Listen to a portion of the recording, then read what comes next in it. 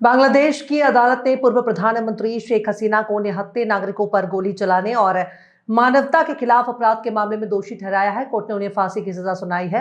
अदालत ने पाया कि शेख हसीना ने प्रदर्शनकारियों को दबाने और मारने के लिए घातक हथियारों और ड्रोन का इस्तेमाल करने के आदेश दिए थे। इस गंभीर अपराध के चलते उन्हें फांसी की सजा सुनाई गई है। दिल्ली और राष्ट्रीय राजधानी क्षेत्र में बढ़ते प्रदूषण के बीच निर्माण कार्यों पर रोक लगाने के मामले पर बड़ा फैसला दिया है। सुप्रीम कोर्ट ने दिल्ली में सभी निर्माण कार्यों को रोकने के सुझाव को ठुकरा दिया है। कोर्ट ने कहा कि इससे बड़ी संख्या में लोग प्रभावित होंगे और इस तरह के कदम उठाने के बजाय हमें दीर्घकालिक समाधान के बारे में सोचना होगा। प्रदूषण की स्थिति के हिसाब से CAQM उचित कदम उठाता है।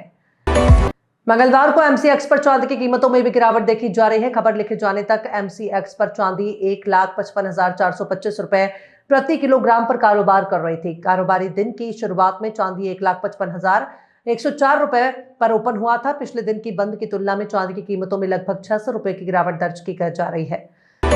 बिहार विधानसभा चुनावों में बहुजन समाज पार्टी को कैमूर जनपद की रामगढ़ विधानसभा से एक सीट मिली है, जिसको लेकर बसपा सुप्रीमो मायावती बेहद उत्साहित हैं। उन्होंने इस जीत के लिए पार्टी कार्यकर्ताओं और बिहार की जनता और उम्मीदवार सतीश कुमार सिंह यादव को बधाई दी है और आभार प्रकट किया है। उन्होंने वोटों की गिनती बार बार करवाने पर स्थानीय प्रशासन की आलोचना की।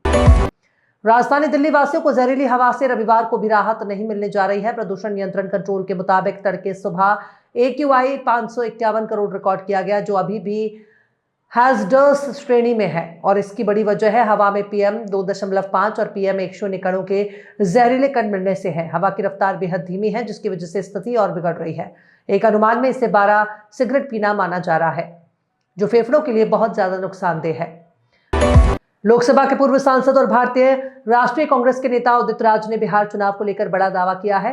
राष्ट्रीय जनता दल के नेता और महागठबंधन के CM फेस रहे तेजस्वी यादव पर किए गए उनके दावे ने खलबली मचा दी है। राज ने दावा किया कि तेजस्वी जीते नहीं बल्कि जिताए गए ताकि चुनाव निष्पक्ष दिखे।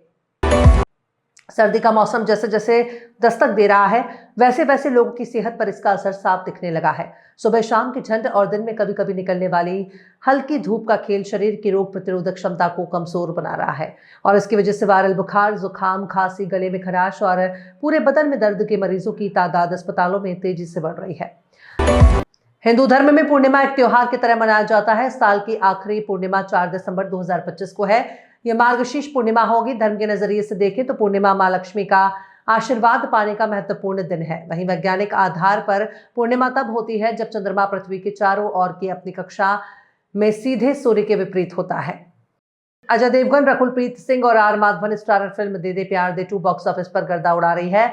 इस रोमांटिक कॉमेडी फिल्म को दर्शकों ने खूब प्यार मिल रहा है और इसी के साथ ये धुआंधार नोट भी छाप रही है। शानदार ओपनिंग के बाद इसके दूसरे दिन भी कमाई में जबरदस्त ग्रोथ देखी गई। रासेल को कई सालों से कोलकाता नाइट राइडर्स के पोस्टर बॉय की तरह रहे हैं। उन्हें KKR ने रिलीज कर दिया है। सभी टीमों के रिटेंशन में ये सबसे चौंकाने वाली बात थी। पूर्व भारतीय क्रिकेटर मोहम्मद कैफ का मानना है कि इसके पीछे की वजह KKR के हेड कोच हैं, जो अपनी नई टीम बनाना चाहते हैं।